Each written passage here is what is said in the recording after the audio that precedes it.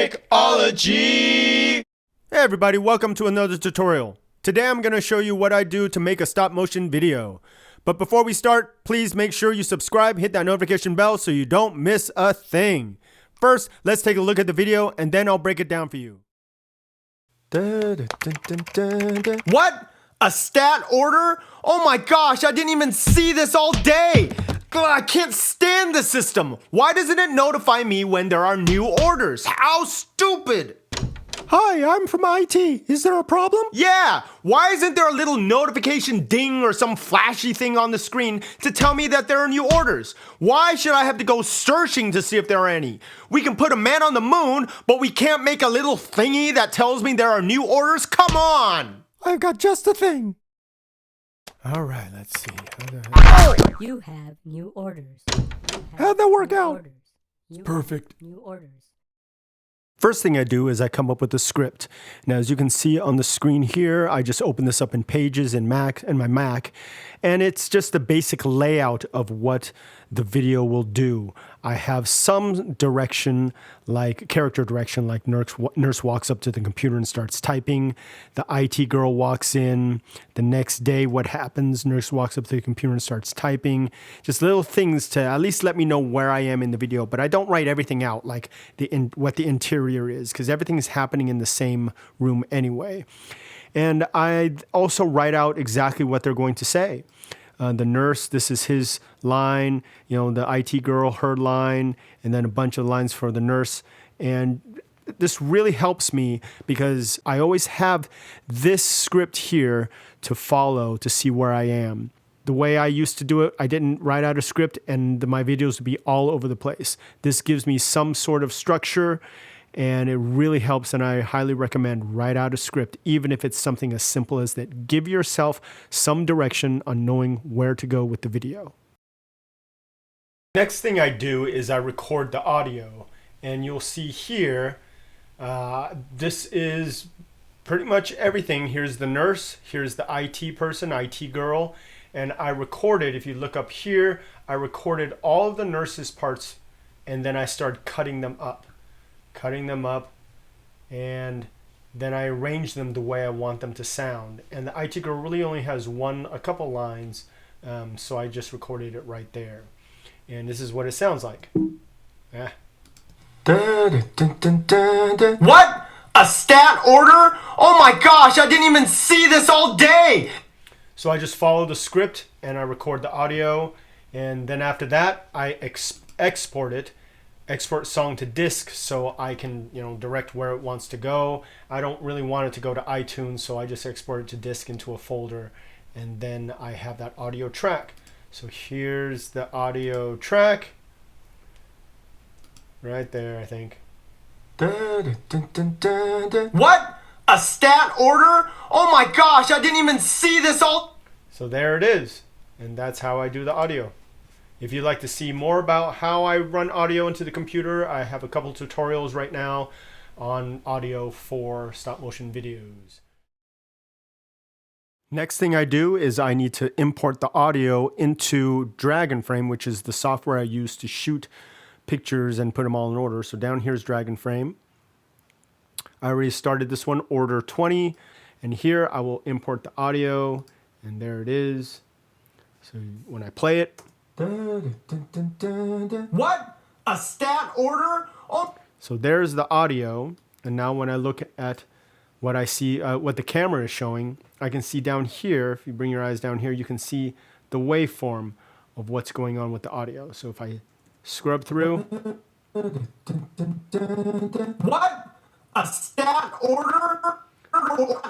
So that way I have a guideline on what's happening, the timing of everything, what this character, the nurse, is going to be saying, how he needs to react, and when I want to do camera shot changes. And here we are back in Dragonframe after I've shot this opening scene. And I want to take you through how I see this, why I shoot this in a particular way, and maybe hopefully it'll give you an idea of what you can do. Right here, again, if you bring your eyes all the way down here, here's the audio. So while he's walking up, he's humming. What? So there's that what that you keep hearing. I do this opening shot here from behind so you can see the computer, so you can tell he's walking up to the computer and he's humming. So here's the walk cycle. If you want to know my walk cycle, I did a tutorial on this 15 frame per second walk cycle. It's really simple, but it works. And if you notice down here, from here to here, it changes shots. This is frame number 19. So I change shots at frame 20. This opening shot here lasts about a second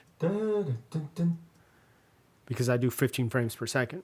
I change camera shots so that here establishes that he's behind a desk, here's a computer, and he's typing away. And there are no sound effects for the typing because this is only the vocal dialogue, audio recording. I put in the sound effects later that we'll go through. Now, here he's going, and I change shots again. Now here's frame 43. So already it's 43, about 3 seconds in. 15 times 3 is 45. So I'm barely at 45 frames, about 3 seconds long, and I've already changed shots 2 times. What? A stat? Okay, and here's another shot, just a camera change. And the reason why I do so many camera angle shot changes is because, for me, I just think, if you keep the camera angles changing, it'll help the viewer stay engaged. If it's one continuous shot that is just a static shot, that kind of gets boring after a while. To me, I don't know about everybody else, but I like to see different angles. You can see the set, more different angles of the set, see what it's like. Here's a trash can. I don't think it showed it before except for the opening shot. And now he's still going. Oh my God. And he changes again. And now at frame 68, I change it again. Change 68 to 69. And he's still going. Oh my gosh, I didn't even see this all day. And I change it again from frame at 112. So already I've done 4 or 5 camera angle shot changes, and it just keeps me interested, and I think it helps the viewer stay engaged within what's happening in the video. But going all the way back to the beginning, first he's walking up. This typing, I like them frantically typing, so every shot change, I make them type. So it ends up to be just like this frantic kind of whack, whack, whack, whack, whack, just typing really fast. I think that's hilarious. And this head change here, what I do is I take the guy's head off, and his alternate face is this scared look. So I just flip it. And I have to make sure that the hair stays the same way, the body stays the same, so it doesn't have this huge change on what the body is doing and what the face is doing. How I line it up is I make sure the eyeballs line up. If the eyeballs line up, then it's going to look pretty good. But luckily here, he's jumping back while he says what. So I have the luxury of having his body kind of shift, and his arm needs to come down as well. I have the luxury of having his whole body shift, so that kind of works. So I don't really have to worry about lining it up that closely. But this is what it looks like quickly. What?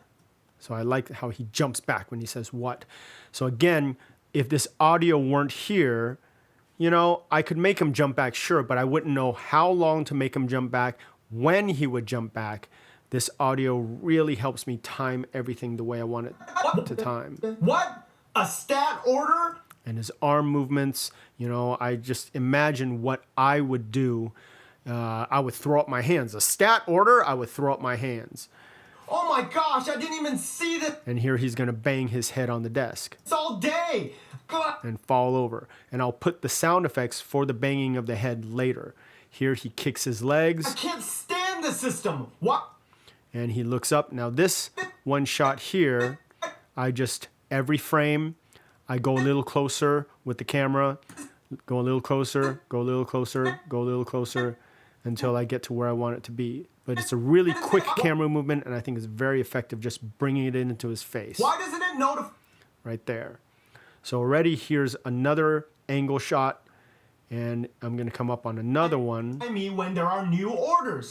another one, and he's standing up right now. And it just, again, so many camera changes. To me, I think it helps keep the audience engaged on where it's going, what's going to happen next. Here's going to kick his leg, How stupid! and here's another face change.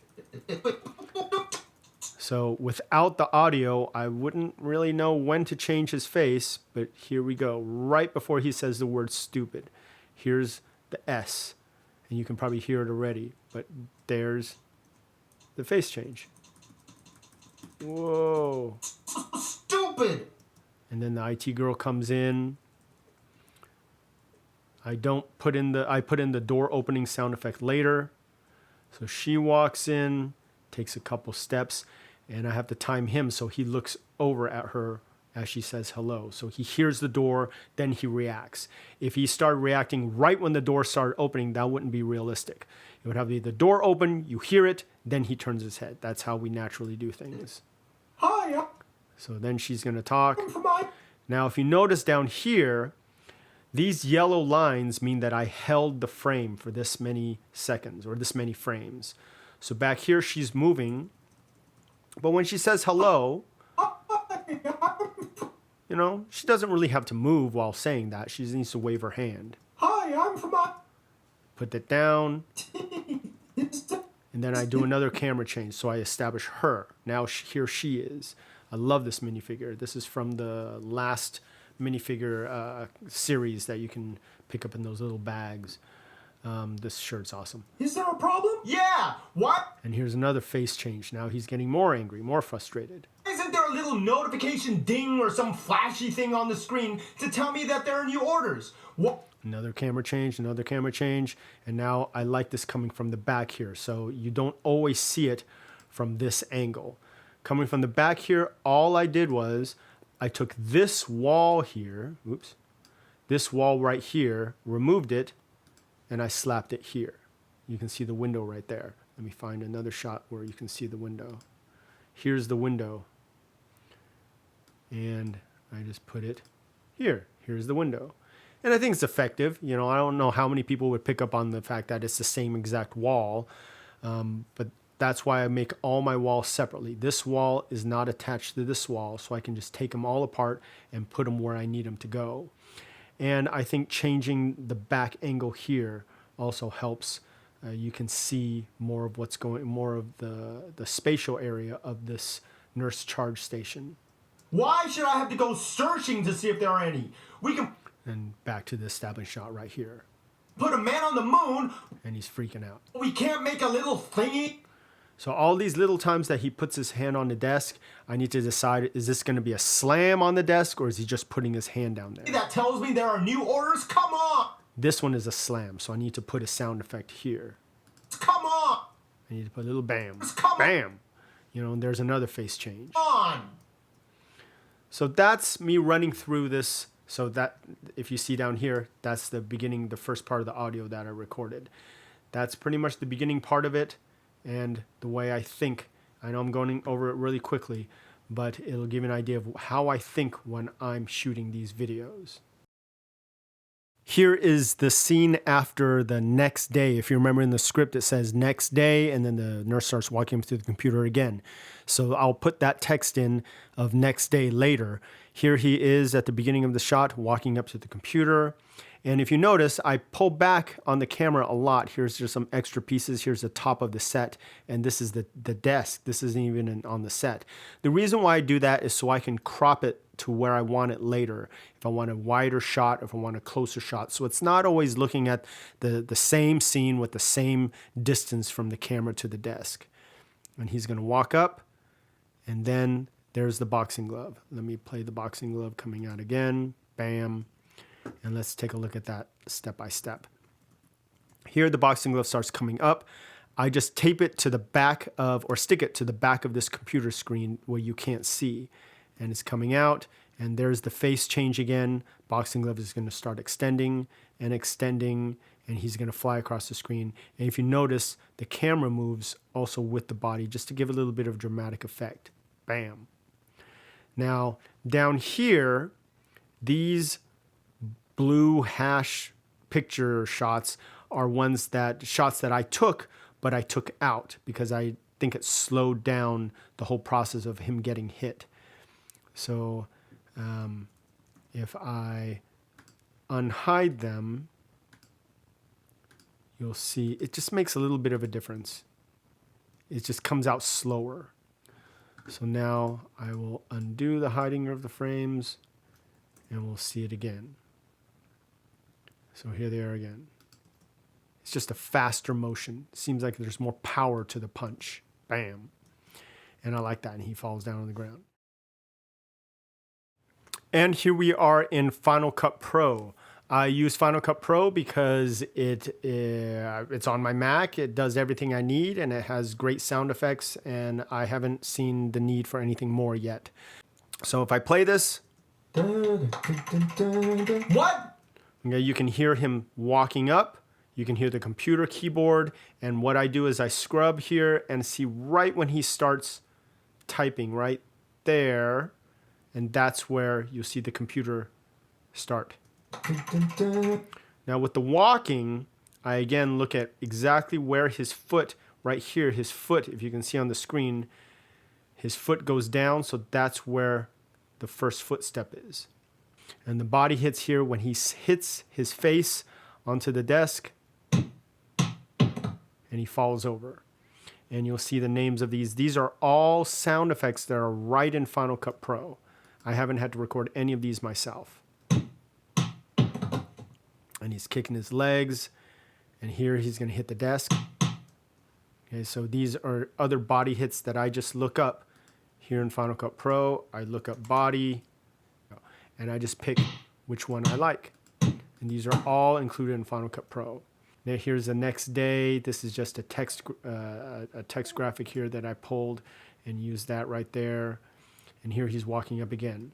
All right. Couple steps, types, and here is the punch of the boxing glove. You And now I have all these different sound effects that I need to do. I have that when it pops out. you All right.